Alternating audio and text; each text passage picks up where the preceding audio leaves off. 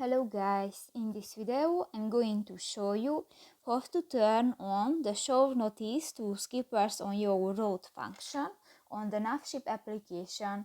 But first of all, I just want to mention, please don't forget to subscribe to our channel, because at 100,000 subscribers we are going to show you our YouTube revenue statistics and growth strategy, how to make money online. So let's jump into it.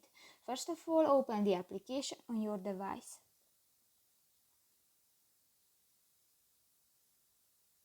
Tap to the three lines at the upper left corner of the screen and go to the settings button.